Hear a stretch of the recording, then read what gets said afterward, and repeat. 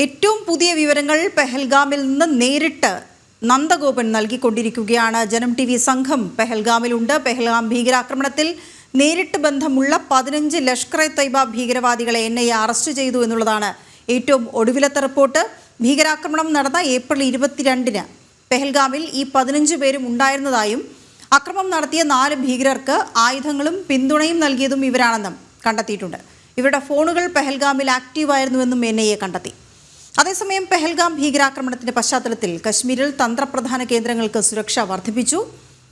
നിയന്ത്രണ രേഖയിൽ പാകിസ്ഥാന്റെ പ്രകോപനവും ഇപ്പോൾ തുടരുക തന്നെയാണ്. കുപ്വാര പൂഞ്ച് സെക്ടറിലെ നിയന്ത്രണ രേഖയിൽ പ്രകോപനമില്ലാതെ പാക് സൈന്യം വെടിവെച്ചു എന്ന റിപ്പോർട്ടുമുണ്ട്. അപ്പോൾ ഇതെല്ലാം വിശദമായി തന്നെ പരിശോധിക്കേണ്ടതില്ല. ഏറ്റവും പ്രധാനം ഈ 15 ലഷ്കർ-ഇ-തയ്ബ ഭീകരവാദികളെ എൻഐഎ അറസ്റ്റ് ചെയ്തു എന്നുള്ളതാണ്. അതിൽ ഈ ഭീകരാക്രമണവുമായി നേരിട്ട് ബന്ധമുള്ളവരാണ് എന്ന് നേരത്തെ തന്നെ വ്യക്തമായിരുന്നതാണ്. ഈ ഭീകരർക്ക് ഇവിടെ നിന്ന് എങ്ങനെ സഹായം ലഭിച്ചു, അവിടെ പ്രാദേശികമായി സഹായിക്കാൻ ആരൊക്കെയാണ് ഉണ്ടായിരുന്നത് എന്നുള്ള കാര്യം. അതേസമയം ലഷ്കർ-ഇ-തയ്ബ ഭീകരവാദികളാണ് 15 പേർ അവിടെ അവർക്ക് സഹായം ചെയ്തത് എന്നുള്ളതാണ് ഇപ്പോൾ എൻഐഎയുടെ അന്വേഷണത്തിൽ കണ്ടെത്തുകയും അതുകൊണ്ട് തന്നെ അവരെ അറസ്റ്റിലാവുകയും ചെയ്തിരിക്കുന്നത്. ഭീകരാക്രമണം നടന്ന ഏപ്രിൽ 22-ന് പെഹൽഗാമിൽ തന്നെ ഈ 15 പേരും ഉണ്ടായിരുന്നു എന്ന വിവരങ്ങളാണ്. നന്ദഗോപൻ വിശദമായി തന്നെ പറയും. നന്ദൻ, 15 പേരെ ലഷ്കർ-ഇ-തയ്ബ ഭീകരവാദികളെ ഇപ്പോൾ എൻഐഎ അറസ്റ്റ് ചെയ്തിരിക്കുന്നു. എത്രത്തോളം എൻഐഎ ഈ വിഷയത്തിൽ ഈ ഭീകരാക്രമണവുമായി ബന്ധപ്പെട്ട അന്വേഷണത്തിൽ മുന്നോട്ട് പോയിട്ടുണ്ട് എന്നുള്ളതിന് തെളിവാണത്. വിവരങ്ങൾ എന്താണ്?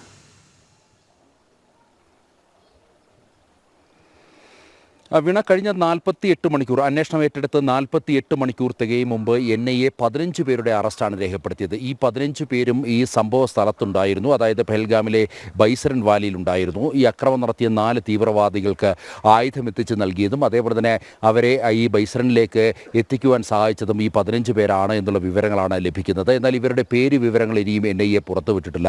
മാത്രമല്ല, ഇവരുടെ ഫോൺ ആക്റ്റീവ് ആയിരുന്നു എന്നുള്ള വിവരമാണ് എൻഐഎ വ്യക്തമാക്കുന്നത്.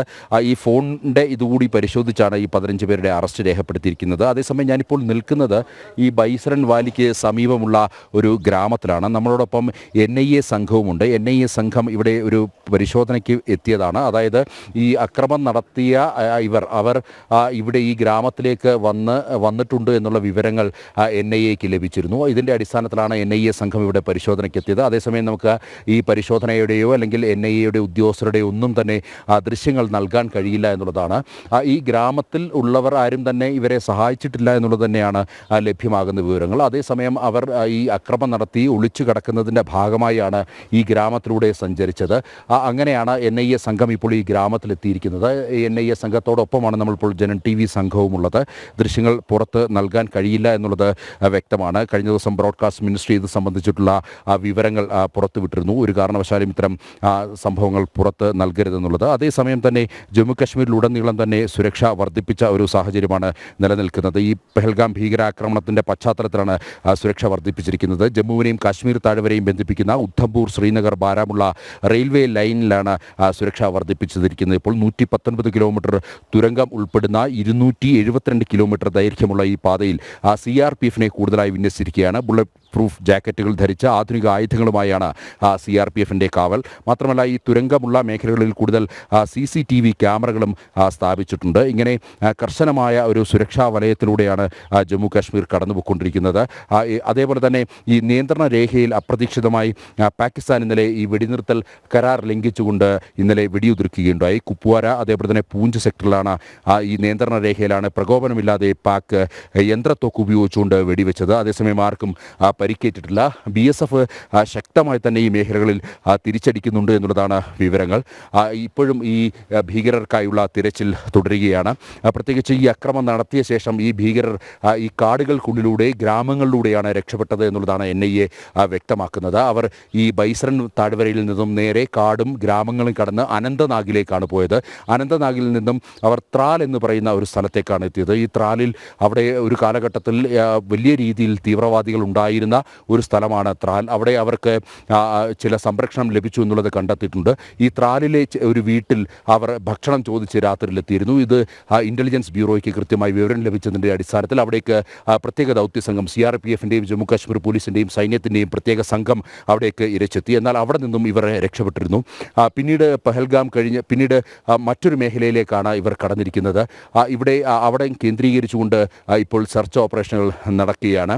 കുപ്വാര മേഖലയിലാണ് ഇപ്പോൾ ഈ കൂടുതലായി സെർച്ച് ഓപ്പറേഷൻ നടക്കുന്നത്. അവിടെ ഒരു 4 തവണ ഇതിനോടകം തന്നെ ഈ ഭീകരവാദികൾ ഈ പ്രത്യേക ദൗത്യ സംഘത്തിൻ്റെ പിടിയിൽ നിന്നും കഷ്ടിച്ചാണ് രക്ഷപ്പെട്ടത്. ഒരു തവണ ഈ പ്രത്യേക ദൗത്യ സംഘത്തിന് നേരെ ഇവർ വെടിയുതിർക്കുവാൻ പോലും തയ്യാറായി. അതേസമയം ഈ പ്രത്യേക ദൗത്യ സംഘം കൃത്യമായി തന്നെ തിരിച്ചടിച്ചു. എന്നാൽ ജസ്റ്റ് നാരോ എസ്കേപ്പ് ആയിരുന്നു. അത് അവർ കഷ്ടിച്ചാണ് അവിടെ നിന്നും ആ മേഖലയിൽ നിന്നും രക്ഷപ്പെട്ടത് എന്നുള്ളതാണ്. ഏതായാലും ഈ പ്രത്യേക ദൗത്യ സംഘം ഈ തീവ്രവാദികൾക്ക് പിന്നിൽ തന്നെയുണ്ട്. 4 പേർ അവർ ഒന്നിച്ചു തന്നെയാണ് നിൽക്കുന്നത് എന്നുള്ളതാണ് വ്യക്തമാകുന്നത്. ഇപ്പോഴും അവർക്ക് ചില പ്രാദേശിക സഹായങ്ങൾ ലഭിക്കുന്നുണ്ട്. അവർ ജമ്മുവിലേക്ക് കടക്കുവാനുള്ള സാധ്യതയാണ് കണക്ക് കൂട്ടുന്നത്. അതുകൊണ്ട് തന്നെ ഈ മേഖലയിൽ ജമ്മുവിലും ഇപ്പോൾ സുരക്ഷ കർശനമാക്കിയിട്ടുണ്ട്. നമുക്കറിയാം ജമ്മു സാധാരണഗതിയിൽ പൊക്കൊണ്ടിരിക്കുന്ന ഒരു നഗരമാണ്. എന്നാൽ ഒരുപക്ഷെ തീവ്രവാദികൾ അവിടേക്ക് എത്താമെന്നുള്ള ഒരു ധാരണയുടെ അടിസ്ഥാനത്തിൽ ഈ ജമ്മുവിലും സുരക്ഷ വർദ്ധിപ്പിച്ചിട്ടുണ്ട്. ഇപ്പോഴും ഞാൻ ഈ നിൽക്കുന്ന ഗ്രാമത്തിൽ ആ ഗ്രാമത്തിൻ്റെ പേര് വ്യക്തമാക്കരുത് എന്നുള്ള നിർദ്ദേശം കർശനമായുണ്ട്. അതുകൊണ്ട് തന്നെയാണ് ആ ഗ്രാമത്തിൻ്റെ പേര് കൂടി വ്യക്തമാക്കാൻ കഴിയാത്തൊരു സാഹചര്യം. ഒപ്പം NIA ഉദ്യോഗസ്ഥരുടെ ദൃശ്യങ്ങൾ നൽകരുത് എന്നുള്ളതാണ്. NIA ഉദ്യോഗസ്ഥർ കനത്ത സുരക്ഷയിലാണ് ഈ മേഖലയിൽ പരിശോധന നടത്തിക്കൊണ്ടിരിക്കുന്നത്. ദൃശ്യങ്ങൾ ഒരു കാരണവശാലും പുറത്തു നൽകാൻ കഴിയില്ല. അത്തരമൊരു സാഹചര്യമാണ് നിലനിൽക്കുന്നത്. വീണ. നന്ദൻ, മറ്റൊന്ന് തന്ത്രപ്രധാന കേന്ദ്രങ്ങൾ കശ്മീരിലെ പലയിടങ്ങളിലും സുരക്ഷ കർശനമാക്കിയിട്ടുണ്ട് എന്നാണ്. മറ്റിടങ്ങളിൽ എങ്ങനെയാണ് ഈ സുരക്ഷ ശക്തമാക്കിയിരിക്കുന്നത്? ഒപ്പം നിയന്ത്രണ രേഖയിൽ പാകിസ്ഥാൻ ഇങ്ങനെ തുടർച്ചയായി പ്രകോപനം തുടരുക തന്നെയാണല്ലോ. കുപ്വാര പൂഞ്ച് സെക്ടറിലൊക്കെയും പ്രകോപനമില്ലാതെ വെടിവെച്ചതായി റിപ്പോർട്ടുകൾ. നന്ദൻ. വീണ, ഇന്നലെയായിരുന്നു ഈ കുപ്വാര പൂഞ്ചു മേഖലകളിൽ ഭാരതത്തിൻ്റെ BSF കാവൽ നിൽക്കുന്ന പോസ്റ്റുകളിലേക്ക് അപ്രതീക്ഷിതമായി യന്ത്രത്തോക്കുകൾ ഉപയോഗിച്ചുകൊണ്ട് ഈ പാകിസ്ഥാൻ റേഞ്ചേഴ്സ് വെടിയുതിർത്തത്. പാകിസ്ഥാൻ അതിർത്തി കാക്കുന്ന നമ്മുടെ BSF പോലുള്ള സംഘമാണ് പാകിസ്ഥാൻ റേഞ്ചേഴ്സ്. അവരെ വളരെ അപ്രതീക്ഷിതമായി രാത്രിയിൽ വെടിയുതിർക്കുകയായിരുന്നു. കഴിഞ്ഞ ദിവസങ്ങളെല്ലാം തന്നെ ഇത്തരം സമാനമായ സംഭവങ്ങളുണ്ടായിരുന്നു. എന്നാൽ ഇന്നലെ യന്ത്രത്തോക്കുകൾ ഉപയോഗിച്ചുകൊണ്ടാണ് അവർ വെടിയുതിർത്തത്. ശക്തമായ പ്രത്യാക്രമണം BSF നടത്തിയിട്ടുണ്ട്. അതേസമയം ആർക്കും പരിക്കില്ല എന്നുള്ളതാണ്. ഈ നിയന്ത്രണ രേഖയ്ക്ക് സമീപം ഇപ്പോൾ സ്ട്രെങ്ത് വർദ്ധിപ്പിച്ചിരിക്കുകയാണ് BSF. മാത്രമല്ല അവിടേക്ക് ആർമിയെയും കൂടുതലായി ഡിപ്ലോയ് ചെയ്തിട്ടുണ്ട് എന്നുള്ളതാണ് ലഭ്യമായ വിവരങ്ങൾ. മാത്രമല്ല കഴിഞ്ഞ ദിവസം ഈ കരസേനാ മേധാവി ശ്രീനഗറിലെത്തിയിരുന്നു. അദ്ദേഹം അതേപോലെ തന്നെ ഉദ്ധംപൂരിലുള്ള ഈ നോർത്തേൺ കമാൻഡിൻ്റെ ആസ്ഥാനവും സന്ദർശിച്ചിരുന്നു. അതിനുശേഷം അവിടെ പ്രധാനപ്പെട്ട ആർമി ഉദ്യോഗസ്ഥരുമായി അദ്ദേഹം കൂടിക്കാഴ്ച നടത്തി വിവരങ്ങൾ ആരാഞ്ഞിരുന്നു. ഇതിൻ്റെ അടിസ്ഥാനത്തിൽ ഈ മേഖലകളിലൊക്കെ തന്നെ സുരക്ഷാ ഓഡിറ്റ് നടത്തുവാൻ വേണ്ടിയുള്ള തീരുമാനമാണ് ഉണ്ടായിരിക്കുന്നത്.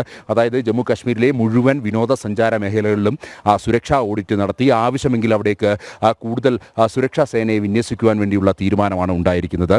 ഇപ്പോൾ ഈ ഡാൽ തടാകം അതേപോലെ തന്നെ കാശ്മീരിൻ്റെ മറ്റ് വിവിധ മേഖലകൾ ഇത്തരം വിനോദസഞ്ചാര മേഖലകളിലെല്ലാം തന്നെ സുരക്ഷ കർശനമാക്കിയിരിക്കുകയാണ്. സുരക്ഷയിൽ ഒരു തരത്തിലുള്ള വിട്ടുവീഴ്ചയും ഉണ്ടാകരുത് എന്നുള്ളതാണ് കേന്ദ്ര സർക്കാർ നൽകിയിരിക്കുന്ന പ്രത്യേക നിർദ്ദേശം. വീണ. ശരി നന്ദൻ.